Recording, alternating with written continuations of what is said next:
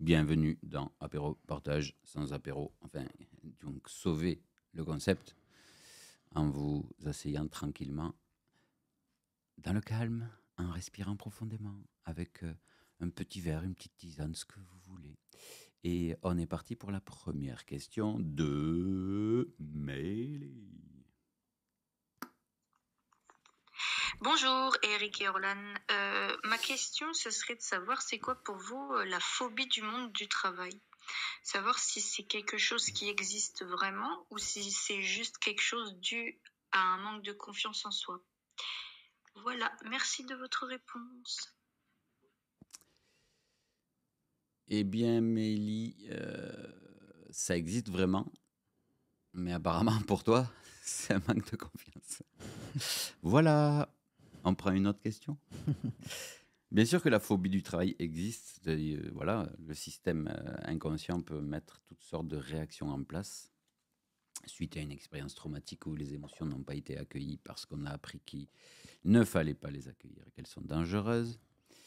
Donc oui, toutes les phobies peuvent apparaître. Il n'y a pas de limite. Donc pourquoi pas une phobie du travail si ton système inconscient a assimilé le travail à la souffrance que tu as vécue sur le trauma.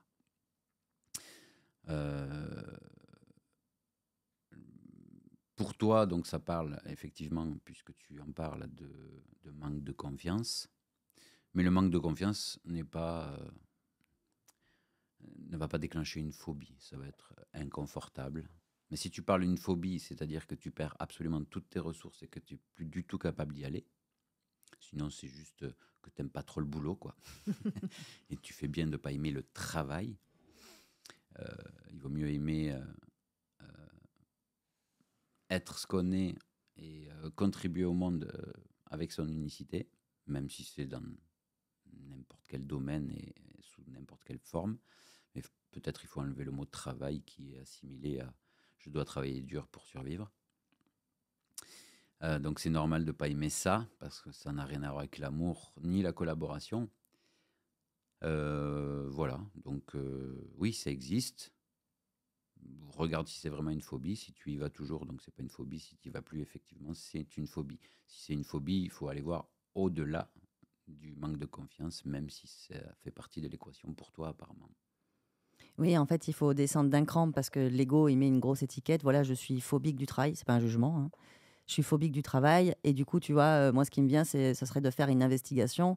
Mais qu'est-ce qui va pas au travail? Le fait qu'on t'impose des horaires, le fait que tu rencontres des gens, le fait qu'il ait besoin de rentabilité. Tu vois, va voir, parce que là, c'est une grosse étiquette. Donc, en fait, va voir ce qui te rendrait phobique, c'est-à-dire avec quoi tu n'es absolument pas d'accord. Qu'est-ce qui génère beaucoup de peur au moment où on te dit bah, demain tu reprends le travail ou tu vas au travail. C'est vraiment ça, quoi. Est-ce que c'est ah bah non, parce que on demande, je sais pas, trop de rentabilité ou de collaborer avec les gens. Et là, du coup, tu vas trouver ton programme inconscient de base qui, du coup, n'a absolument rien à voir avec le travail, mais avec ta cellule familiale. Et généralement, ça marche plutôt comme ça. Ça vient généralement d'un trauma de l'enfance et de toute façon, il se reproduit au travail, ce qu'on a vécu très souvent dans la cellule familiale. Quand j'ai tiré la carte, parce que voilà, comme c'était un peu trop large comme question, j'ai demandé à la carte d'où viendrait cette phobie. Et attends, c'est quoi? J'ai pas les lunettes. Mais ça y est, j'ai. Et j'ai tiré la carte cordon relationnel à la fratrie. Cordon relationnel à la fratrie, donc apparemment, c'est ce qui se rejoue pour toi au niveau du travail. Donc c'est plus la rencontre avec les gens ou collaborer et une histoire de place, de réussir à te positionner par rapport à la hiérarchie, par rapport à certains qui font plus de bruit, moins de bruit.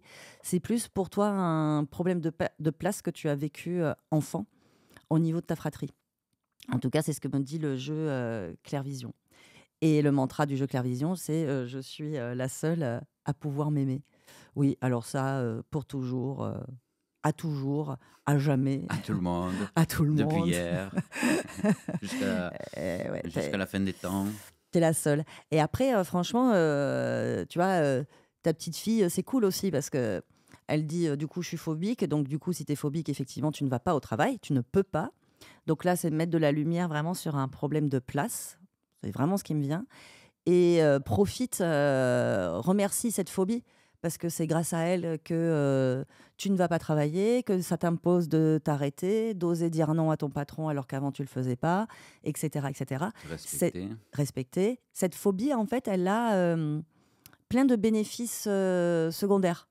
Et ton job, c'est d'aller voir ces bénéfices cachés. Peut-être, tu vois, grâce à ça, c'est ce qui te permet d'avoir une pause. Grâce à ça, ça te permet de te positionner dans la famille qui, eux, n'ont pas le droit ou ne se donnent pas le droit de s'arrêter de travailler, etc. Donc vraiment de faire une investigation de le bénéfice secondaire, le bénéfice caché à ne pas aller au travail. Même si l'ego dit « Ah non, non, mais j'aimerais vraiment y aller, mais je peux pas. » Ça, c'est d'accord. Mais s'il fait ça, c'est que cette part blessée, elle a un bénéfice à pas y aller. Va voir grâce à ça ce que ça lui permet. Ça va vraiment t'aider. Poil au Voilà. nez.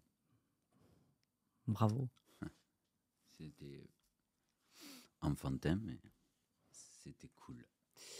Ouais, bah voilà, ça te va, hein? Oui, ça me va. Allez, question suivante, c'est Béatrice. Comment avoir de l'empathie pour soi quand on a vécu un très gros traumatisme, violence, viol, carrément. Et avoir aussi de l'empathie donc pour autrui, sans en éprouver une très grande souffrance, sans que ça ne puisse nous toucher profondément. Comme l'empathie que j'ai ressentie pour mon ex. Et ça a été une souffrance énorme pour moi. J'ai eu beaucoup de mal à gérer cette émotion qui était vraiment très, très énorme et qui a duré quelques mois et que je n'arrive pas encore à éprouver pour moi. Voilà, donc c'est encore une chose que je n'arrive pas à gérer, malgré que maintenant j'arrive à gérer plusieurs choses. Mais ça, je ne sais pas comment faire. Voilà. Merci beaucoup. Béatrice, moi je réponds à la deuxième question et je laisserai Orlan répondre à la première. L'empathie t'a fait souffrir parce que tu en as ressenti pour ton ex. Il n'y a pas de lien de cause à effet entre l'empathie et la souffrance. C'est deux expériences totalement différentes. Surtout, ne fais pas l'amalgame entre l'empathie, c'est-à-dire un ressenti d'une expansion, amour, acceptation, joie pour quelqu'un ou quelque chose, et la souffrance qui en découle. C'est couple en deux. Surtout, ne fais pas l'amalgame. Quand on éprouve de l'empathie ou de l'amour, ensuite on souffre. C'est faux, totalement faux. Peut-être que cette expérience-là, ça a fait ça, mais ce n'est absolument pas une loi de cause à effet, et ton inconscient pourrait en faire une loi. Donc surtout, remets ça en lumière. L'empathie, l'amour n'a rien à voir avec la souffrance. Ils n'enchaînent pas, enfin, il n'y a pas de loi de cause à effet là-dessus. Donc ta question est répondue une bonne fois pour toutes. C'est pas parce que tu as ressenti de l'empathie que tu as souffert. Tu as ressenti de l'empathie, c'est une expérience confortable et agréable, géniale. Et après, ton ego est revenu avec une histoire de ça serait mieux s'il était toujours là, ça serait mieux avant, c'était mieux avant, j'aurais pas dû faire ci, j'aurais pas dû faire ça.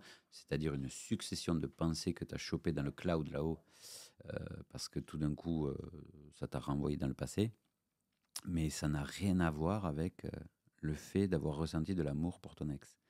Donc vraiment, scinde bien ça en deux, parce que sinon, ton système inconscient va se priver de l'amour et de l'empathie s'il croit qu'il engendre la souffrance juste derrière.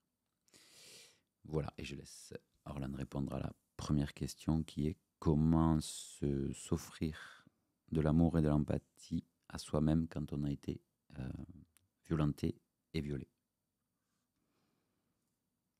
Ouais, ça me paraît fou comme question, hein, je comprends, il n'y a pas de souci. Hein. Mais c'est dingue. Enfin, tu nous dis que tu as été violée et comment on peut avoir de l'empathie pour... Mais évidemment, parce que tu as été une victime. Enfin, c'est... Je sais pas si tu as des enfants, mais il suffit juste d'imaginer que ça leur arrive à eux. Tu as été une victime. Donc comment s'aimer ? En voyant que tu n'as jamais été une coupable. Et en voyant que tu as vécu une expérience qui a été terrible. Et de l'accueillir, c'est-à-dire que oui, cette expérience-là qui est peut-être aujourd'hui ou encore une plaie ouverte ou une cicatrice, Mais oui, tu l'as vécu. Comment tu pourrais ne pas être empathique envers toi-même en ayant vécu ça? Celle qui dit ça à l'intérieur de toi, c'est que une qui croit qu'elle a commis une erreur. Parce que sinon, tu vois, moi, quand j'entends ça, je suis à genoux devant ta petite fille et je la remercie pour sa résilience et son courage et tout ce qu'elle a dû traverser. Mais comment ne veux-tu pas reconnaître que tu as été une victime de ça? Comment ne veux pas être empathique devant cette petite fille? Tant que tu crois, si vraiment c'est ce qui te vient, c'est que vraiment tu crois que tu aurais pu mieux faire. Tu crois encore, il y a une part de toi en tout cas qui croit qu'elle est responsable ou l'autre, hein, mais en tout cas que toi, tu aurais peut-être pu te défendre, on aurait peut-être pu te protéger. Enfin, en tout cas, il y a toute une histoire autour de ça. Et toute cette histoire, ok, c'est des pensées, mais ta petite fille, elle t'attend. La petite fille à l'intérieur de toi, elle attend que tu reconnaisses qu'elle a été une victime. Et c'est ce qui fait que tu vas pouvoir connecter avec ta puissance. Mais tant que tu crois que tu as fait une erreur, que t'aurais pu, t'aurais dû, il aurait fallu, euh, t'es dans une boucle infernale. Et, euh, et franchement, pour ce viol et cette violence que tu as vécue, oui, il faut que tu ailles le faire avec un thérapeute, corporellement, en une séance, peut-être qu'il en faut 2, mais pour libérer ta petite fille, parce que si toi, tu reconnais pas qu'elle est une victime, elle a besoin d'un témoin, en fait. Elle a besoin de quelqu'un qui le dise là, comme moi, que oui, ce qu'elle a vécu, je suis pas empathique, moi, envers elle. Je suis à genoux devant elle et je pleure devant elle pour tout ce qu'elle a dû traverser. Euh, du coup, j'ai tiré pendant qu'Éric parlait, qui répondait à la question, j'ai tiré les cartes pour demander les 2 cartes. Alors, elles se répondent, hein, mais euh, qui pourraient te faire débugger dans ton système. Et j'ai tiré refus de lâcher l'ex-conjoint. Programme inconscient, je ne suis pas fiable. Donc, il y a une part de toi qui pense qu'elle n'est pas fiable et qui n'arrive pas à lâcher l'ex-conjoint. Je suis désolée, j'ai pas du tout écouté ce qu'il disait parce que j'étais vraiment plongée dans... Donc, j'ai entendu ex-conjoint, donc je sais que tu en as parlé. Et la deuxième carte que j'ai tirée, c'est obligation de se justifier. Et si tu regardes bien, qui se justifie dans la vie? Un enfant qui croit qu'il est coupable. Sinon, on ne se justifie pas. On sait qu'on n'a pas eu le choix. Tu m'invites à manger, je te dis non. Si je me justifie, c'est que j'ai peur de te faire du mal, alors je me justifie pendant 3 heures pour t'expliquer que je ne peux pas venir. Donc voilà, ça se justifie quand on croit qu'on est un peu coupable. Donc il y a une part de toi qui pense encore qu'elle est responsable et une autre qui a encore du mal à lâcher l'ex-conjoint. Le mantra, c'est « j'accepte mes failles et je suis unique et légitime ». Il n'est pas rien ce mot. Légitime, c'est... En plus, ça va avec le fiable, tu vois, de croire que tu n'as pas été fiable. Et légitime pour toi, ça va vraiment faire bouger ton système. Tu es légitime. Tu es légitime à être à la vie, mais pas... tu es légitime à être en vie puisque tu es en vie. Donc tu es bien légitime. Et qui pourrait te donner cette légitimité à part toi? La seule personne dans ton monde qui a besoin de cette empathie, c'est cette petite fille ou jeune femme qui a été abusée. Tout le reste, c'est du blabla mental. Hein.